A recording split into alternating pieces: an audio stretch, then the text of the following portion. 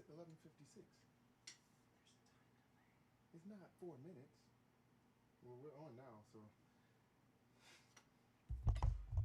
Hey, everybody. We're starting a little early for our Drumversations today.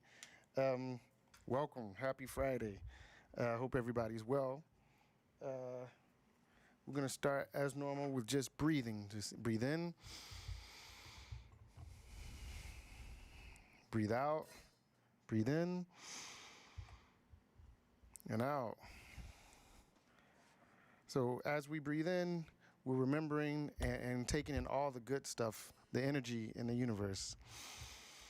And as we breathe out, we're releasing all the anxiety, tension, all the crazy from the week. As always, we want to remember our ancestors. So as we play the ancestral drum call, please put your ancestors in the chat and we'll call them after we're done.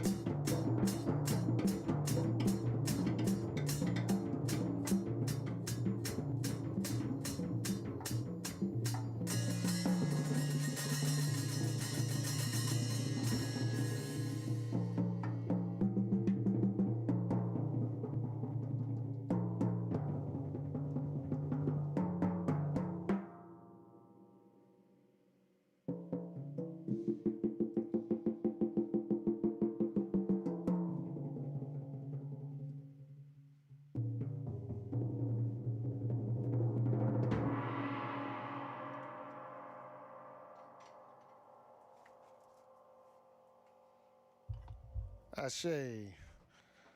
So we have nobody. Hmm? I don't know what you're saying. Oh, I'm trying to figure out what's going on. All right. So anyway, um, so today, well, I was thinking about what to talk about today, and it just I kept looking at the news, I kept reading books, and trying to figure out what really made sense to discuss. The first thing is always ancestors. So we honor all the ancestors that are connected to us directly or musically, in my case, or however you connect to people who have added something to your life, right? So we say Ashe for all of the ancestors, born and unborn, those who are yet to come. But then I kept seeing stuff in the news about vaccines, and I thought that it would be an interesting conversation in the context of racism as a public health issue, right? So, across the country, particularly at the state, county level, in some cities, I don't know how many, I didn't do a count, but I've seen several headlines over the last couple of months where municipalities at various levels have taken to declaring racism as a public health crisis.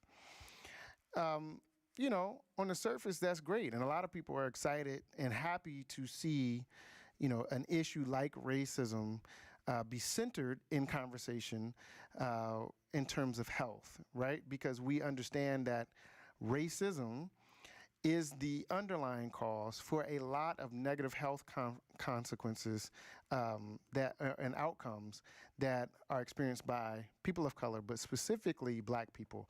Everything from infant mortality and maternal mortality to issues around chronic disease, diabetes, heart disease, things like that, and even access to care, right? So I'm not just talking about access in terms of physically being able to go to a doctor, but even when you're in front of a doctor, nurse, or clinic, whatever the context is, how that care takes place, right? So there's a great book called Medical Apartheid that outlines in great detail the inequitable way that African Americans in particular, but people of color generally, have been treated by the medical profession, all the way from how they are trained to how that medical service is delivered to black folks and people of color. So, like pain management. It has been taught that black people don't feel pain the way other people feel pain, so they don't need, particularly black women, they don't need pain medication in the same way that would be prescribed to a white woman that is going through the same thing. So pregnancy as an example, right? You know, the meds that help manage the pain of a surgery or what have you, you know, they aren't delivered or offered even to black women at the same rate and level that they're offered to white women, because the prevailing notion has been that black people, black women in this case, don't feel pain at the same level and rate that white women, right? Another thing is sickle cell. People who suffer from sickle cell are overwhelmingly black because of the nature of the blood cells coming from Africa. So it helped us fight malaria and other things. It's not something that white people experience, so there's not a lot of research around it. There's a growing body of research, yes, but not a lot of historical evidence. So you go into the doctor, you're having complications from sickle cell, and more often than not, the doctor thinks that you're just after drugs, right, instead of actually taking your ailment seriously. So, you know, the whole idea of a vaccine in the context of, you know, race-related public health crises is really interesting because of that relationship that Black America has had with medical professions, right? So what does it really mean when you consider racism a public health crisis?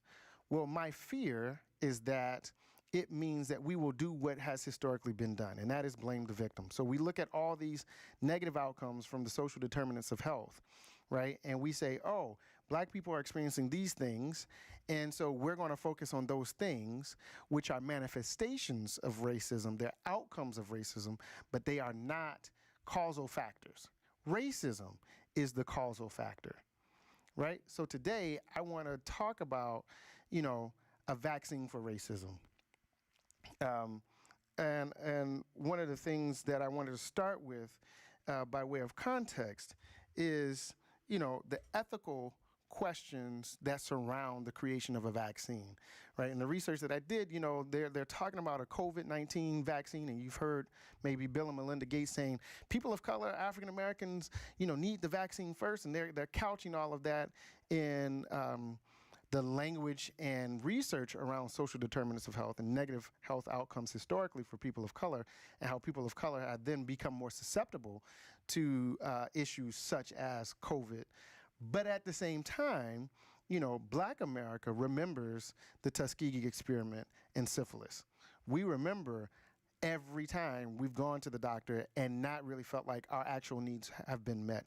And we don't have a level of trust. I know I personally don't trust the medical profession. So when we think about vaccines, what are they? Who are they for? Who should get them first? And how do we proceed in that? We're going to have a discussion about that, and then we're going to take it back to a racialized lens after we play something.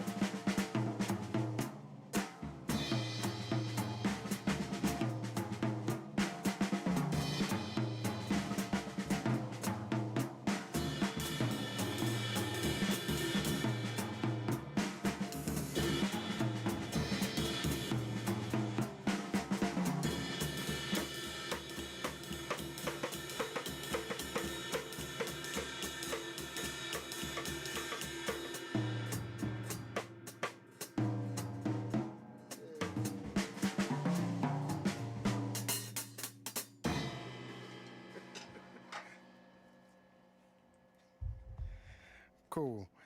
That was a little beans and cornbread. All right. So, all this talk about racism as a public health crisis led me to ask the question, what actually is a vaccine? And it's a substance used to stimulate the production of antibodies to provide immunity against one or several diseases, is products, or a synthetic substitute treated to act as an antigen without inducing the disease. So it introduces the disease to the system so the body creates the things or the materials it needs to protect itself from the disease, right? It derives from the practice of inoculation in Africa, where for thousands of years, I mean, a lot of the research I saw dated to 10th century China, but we know that people got to China from Africa, right? Number one. And number two, if they were doing brain surgery in ancient Kemet before there was a China, obviously they had knowledge of inoculation. So that's just an aside. But where they would scrape, smallpox as an example, or malaria, what have you, into your system, like, and that way they introduce it into your bloodstream, and then you create the antibodies. In Ibram Kendi's book, Stamped from the Beginning, he details the story of Cotton Mather, who was a Puritan preacher who was very powerful in the New England area, in the colonies. And his slave Onesimus told him about this process during one of the Great Plagues. And Cotton Mather actually advocated for this process of inoculation in the colonies, and some of the major doctors, like actual trained doctors at that time, were anti-vaxxers, so to speak, anti-inoculators, because it came from an African source, right? So put a pin in that. We'll come back to that. So both seek, whether it's vaccine or inoculation, to introduce the germ or the disease so your body can protect itself from it, right? So you have to engage the thing in order to heal from it, right? Okay, so there are 4 main types of vaccines. Each, according to vaccine.gov, is designed to teach your immune system how to fight certain kinds of germs and serious diseases that those germs cause, right? When scientists, again, according to vaccine.gov, when scientists create vaccines, they consider 3 things. They consider how your immune system responds to the germ. They consider who needs to be vaccinated against the germ, meaning who it impacts the most, or the most lethal, and the best technology or approach to create the vaccine. So how your system responds to the germ, who needs to be vaccinated from the germ or against the germ, and the best technology and approach to create the vaccine, right? So based on these factors, scientists decide which type of vaccine they will make, and there are generally 4 kinds of vaccines, 4 main types. Live attenuated vaccine means they take a live form of the germ and introduce it to your system. And because the germ is living, right, your body has an actual piece of the disease or the germ that causes the disease, and this is the best way to create long-term, and in many cases lifelong, immunity to that disease. So a lot of us who have gotten shots when we were kids, we only need to get shots for some things one time, like the measles, mumps, smallpox, chickenpox, because they use live samples of those diseases, and your body creates the antibodies, and they will be there for the rest of your life. So direct action, engaging the pain or the pain point, in this case the germ, right, a living mechanism, the germ, instead of causing death or sickness-related death, your body, because it's a small portion of it, creates the antibodies it needs, so you no longer have to worry about that, right? The second kind is inactivated vaccines, which instead of the live germ, it gives you a dead version of the germ, right? This decreases the level of immunity that your body generates as a result of exposure, but you still have some level of limited immunity because you've been exposed to the germ. It's not active, it's dead, decreases your chances of long-term immunity, but you're still engaging it, right? Then subunit, recombinant, polysaccharide, and conjugate vaccines use parts of the germs. So you don't get exposed to the whole virus or the whole germ that causes the virus, whether dead or alive. You get certain parts of it. And so your body builds up a resistance to those parts, but maybe not the whole thing. So again, your level of immunity decreases, but you still have some protections. And then the final type number 4, is toxoid vaccines, which takes the most toxic part of that germ and exposure. So it's almost like the most dangerous part of the germ gets introduced to your system, so you guard yourself against the worst part. Does that make sense? Cool. 4 kinds. Live germ introduced, your body creates antibodies, and that's the highest form of immunity that you can generate. A dead form of the vaccine, your body gets introduced to that. A decreased form of immunity, but still some immunity. Then conjugate vaccines, which gives you a part of the germ, less immunity. And then toxic, which means that you get the worst part of the germ. Okay? So here's the thing. I went through all that description because if racism is a public health crisis, then we should be approaching the issue that race is as a virus the way scientists approach virus and vaccine creation, right? So they understand the virus, and then they go through a process to determine which of those 4 vaccine approaches is the best way to overwhelm or create antibodies in the system that allows you the immunity, okay? Understand the problem, then address solutions, all right? So if we're thinking about racism as a public health crisis, we're not blaming victims, we are dealing with the actual causal factors, the germ, right?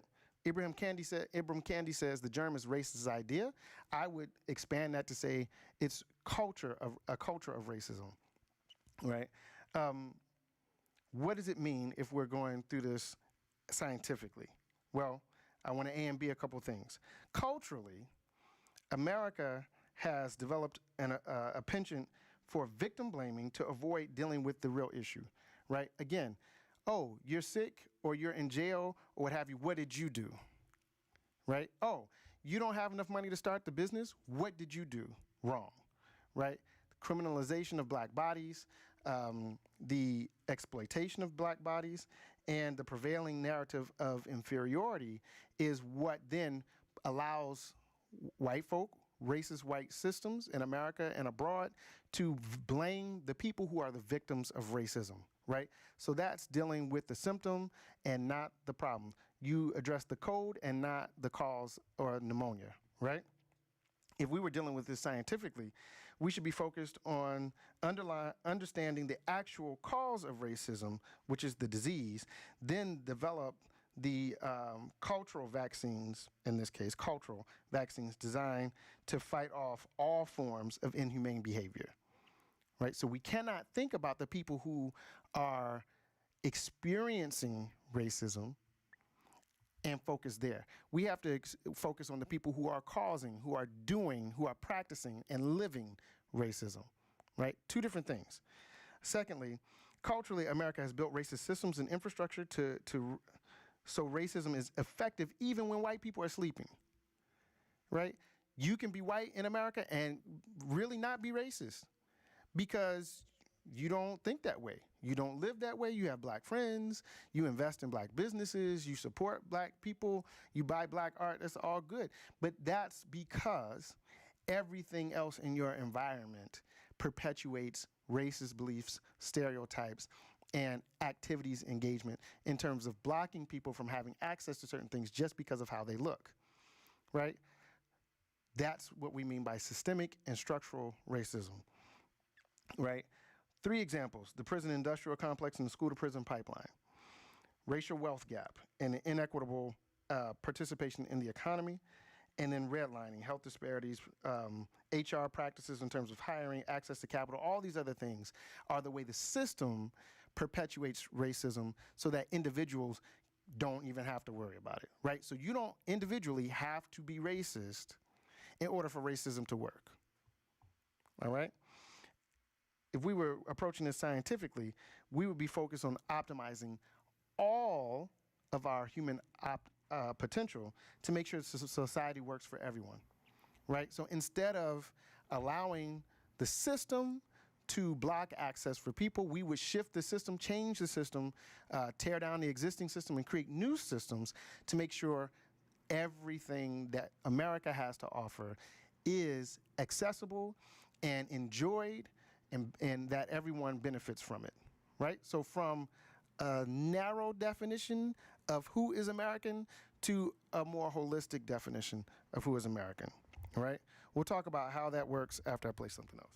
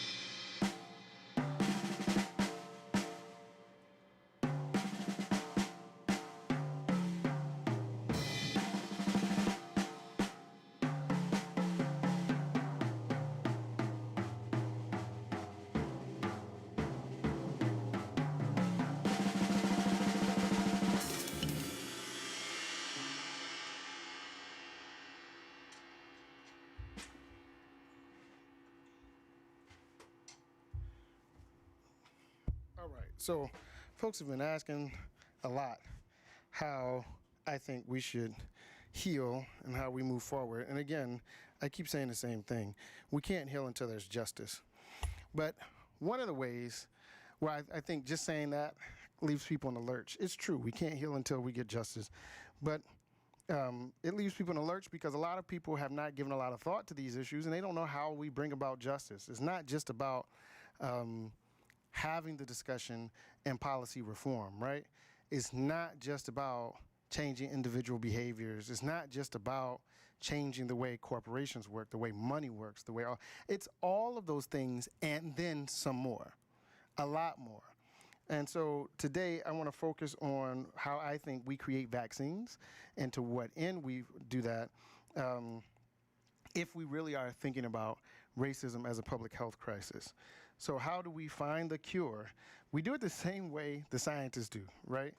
We must first understand the fundamental basis of racism, which is dis-ease of Europeans as a result of the combination of what Michael Bradley in Iceman Inheritance says, the Neanderthal DNA, which has been empirically shown to equate to higher levels of aggression, and the relative lack of resources in Europe compared to the rest of the world. What do I mean by that?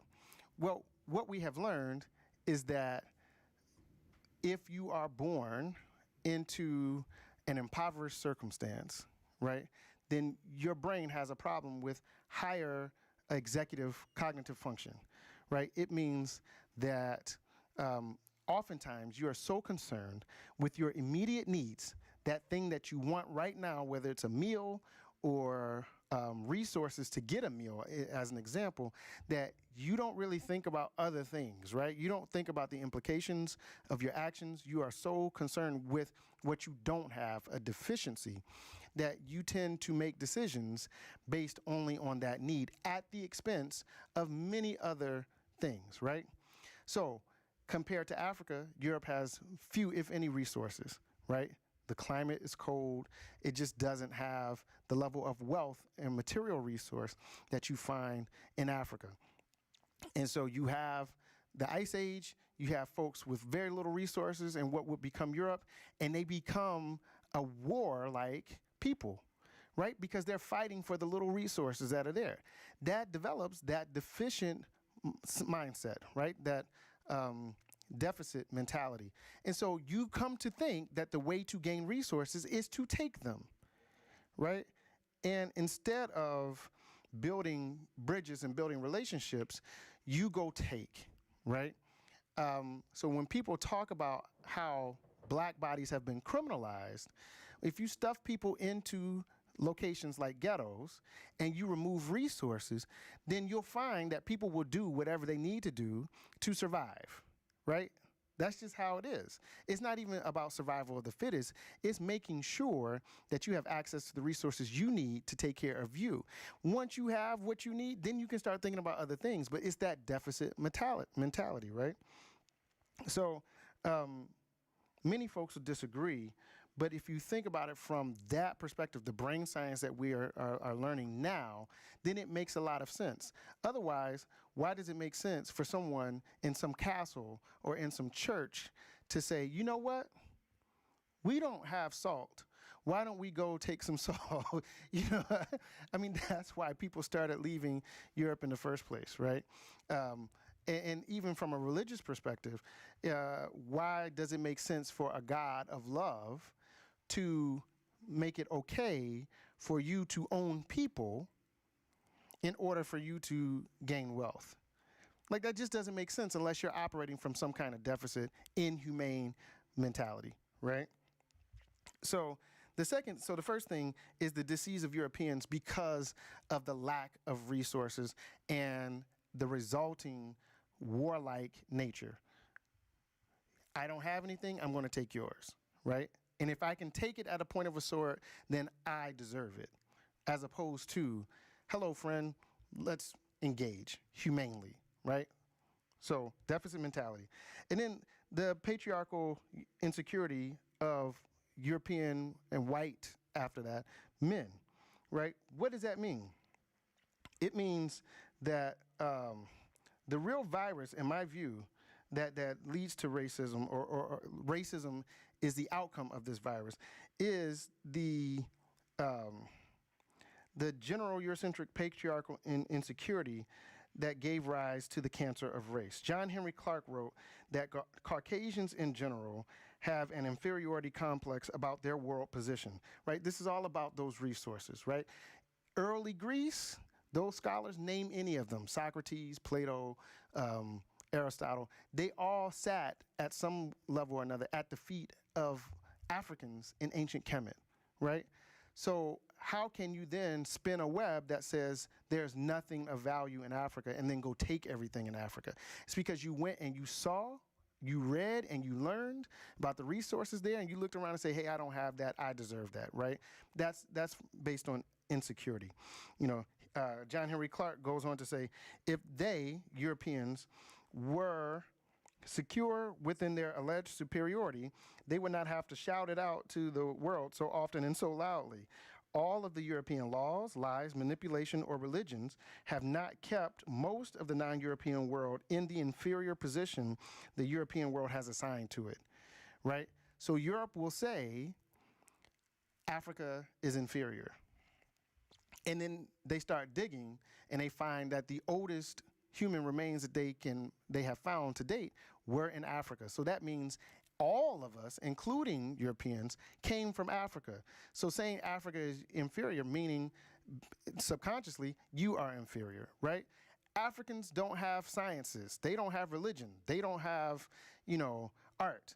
And then they go to Kemet and they see the pyramids, the Sphinx, that are so old, folks haven't really accurately dated the Sphinx yet, right?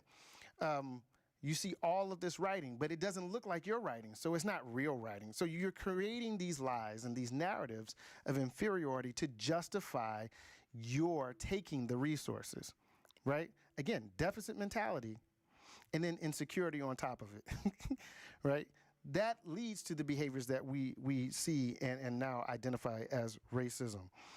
The third is the lies and erasure that has happened to perpetuate the lies. So you lie and dehumanize people, you go take their resources and you take them, and then you create a whole new system of lies, religious and otherwise, to justify that inhumane action.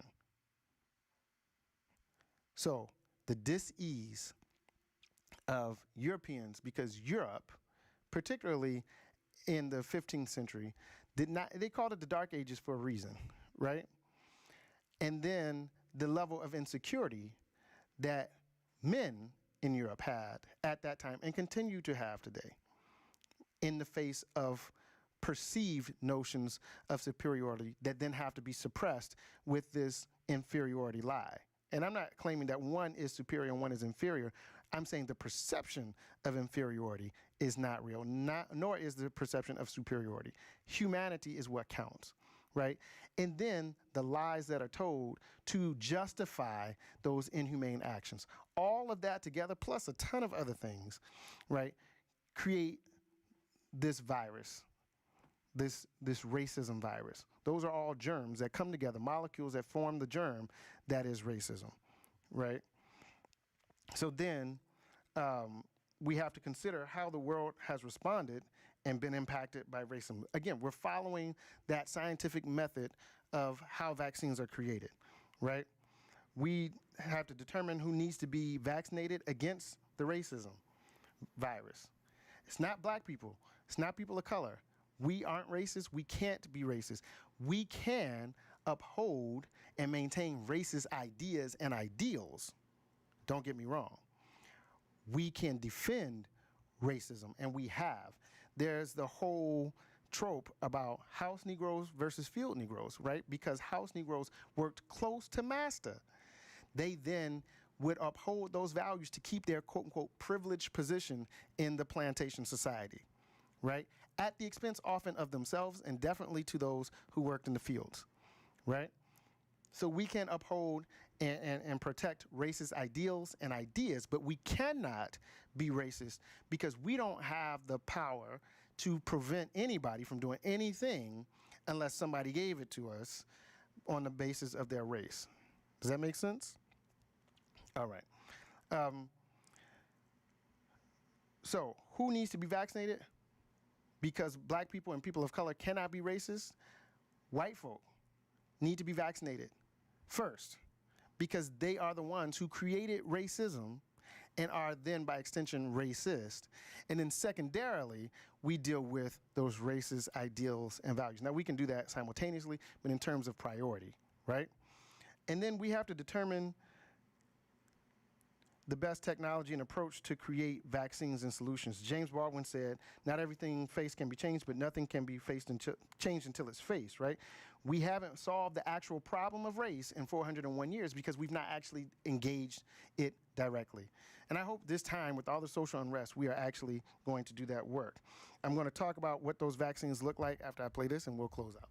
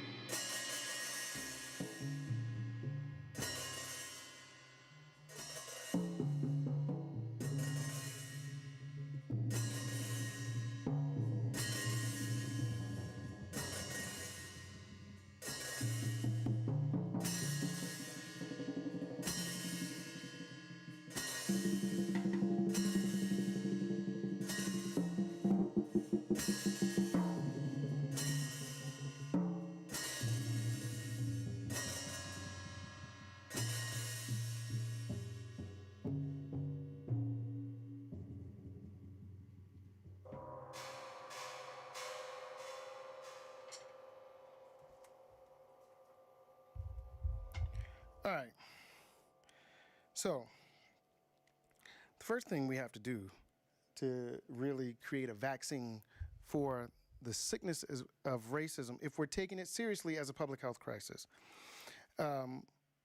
we'll have to have a number of types, right? So let's go with the format that the scientists gave us. The live attenuated, remember that's the live virus being introduced into your system, right? So that reflects, in my mind, coming face to face with your racism and dealing with it directly.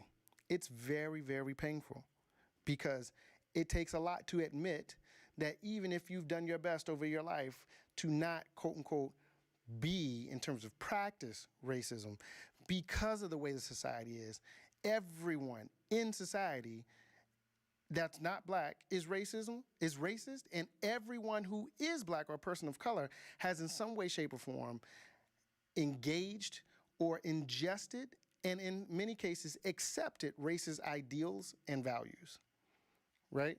So if you're white, you have to acknowledge that directly in order to begin the process of growing from and healing from racism from that perspective. And if you're a person of color, if you're black, then you have to then also acknowledge that in the way that Ibram Kendi talks about in his book on being an anti-racist, is you have to acknowledge that you have been exposed to, and in many cases subconsciously accepted racist ideas, ideals, and values. And so what does that mean? It means that if you go through a black neighborhood and you're black and you lock your car doors the way white folks would, then you have accepted the idea or the narrative that blacks are criminal. And that's an idea and a narrative that was created by white folks. So you have to shift your notion of black people that aren't you or in your class strata in the same way that white folk do.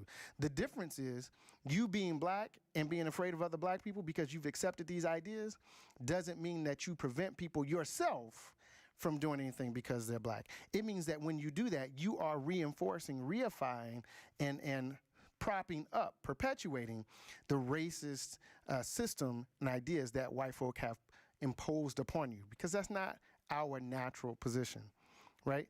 So if you're white, you have to not only address those things directly, but then you have to work to understand why the system is the way it is, how it impacts people based on those racist ideas, and then work to change it, because that's your privilege and that conversation that you can have, right? There are limitations, of course. One or two of them are white fragility and white guilt, right? Because when you begin to look at these things head on, it again is painful. And you're like, oh, not me, I haven't. But then you think about how you may have benefited. You don't have to be wealthy. You don't have to be born with a silver or even a golden spoon, platinum spoon in your mouth. But maybe there were opportunities that you had that others just because of white skin privilege, right? That's really hard. But it is that deep psychological and spiritual work that helps us all be more human. In the case of racism as a public health crisis, it's what helps white America, European America, be more humane collectively, right? So that's one. Direct engagement, the live attenuated vaccine. The second is the inactivated vaccine. Remember, that's not the live germ, it's a dead germ, but it still exposes you to the material, the germ itself that creates the disease, right? So in this case, it's reflected in the process of theoretical discovery, most often undertaken by your average white liberal, right? Oh, I read Ibram Kendi's How to Be Anti-Racist. I read this, I read that, and I have this theoretical knowledge, therefore, right? It doesn't mean that you've really addressed it in yourself. It just means that you've made yourself aware of the information, right? You know these things, but you've not lived them, right? You've discovered these issues, but you have not put them into practice, right? This approach usually doesn't provide immunity as strong as direct action, just like in the actual vaccines, because you've not done that self-work, right? You've only educated yourself. There's a difference between knowledge and wisdom, right? Knowing, as G.I. Joe says, is half the battle. The third is that subunit conjugate vaccine, right? In the context of a vaccine for racism, it reflects a contextual relationship with racism. By example, I'm politically correct, and I have friends that are people of color, but I'm not actively anti-racist, right? I'm nice, but you shouldn't consider me an ally, right? I work with a lot of folks like that just in the city of Columbus and around, the country, where it's like, I'm gonna be cool with you because you're a cool guy, but when it comes down to it, push comes to shove, I'm not there with you, right? This is where I think most of white America lives, because the approach only deals with situational racism. At work, yes, I might seem progressive, but I'm gonna go vote for Trump, right? That's where most of America lives, white America. And then the toxoid vaccine, remember, is dealing with the most toxic part of the germ. So you, again, have even less immunity than you do with the other two that aren't direct confrontation, right? So this is a belief in racial ideas as part of one's heritage, right? People who are defending the statues and defending Confederate flags, right? And you might not even discuss it openly, but you wouldn't lynch somebody because you wouldn't lynch somebody, but you believe that maybe if the police shot somebody, they deserved it, right? You wouldn't lynch because the culture has shifted, and that's really not you. But, you're also not buying the whole Black Lives Matter thing, right? Because your heritage is important to you, right? And so you've bought into, again, this racial socialization, and you believe that so strongly that you won't even hear a lot of what I'm saying right now, because it's just anti your beliefs, right? This approach reflects how the culture may have shifted, but there's good on both sides, right? So we have that toxic level that won't openly condone violence, but supports it, right? We have that level where we might appear politically correct and even progressive, and we being white folk, but again, you're still voting for Trump, which means you're supporting racist ideas and ideals. And then we have the intellectual engagement, knowledge versus wisdom, understanding without action. And then we have the direct confrontation, right? So the bottom line is that obviously a direct and painful confrontation with one's personal racist ideas and beliefs, and by extension, the complete dismantling of all vestiges of systemic, institutional, and personal racism is the optimal and revolutionary choice. Like, that's really the only way to completely root out the virus that is racism from our society, right? But we are still working to collectively understand the problem, which is why we're still having these one-on-one conversations before we can appropriately test and find the accurate vaccines, right? So what, again, is your work? Where do you fall? All right, thank you. Have a good weekend.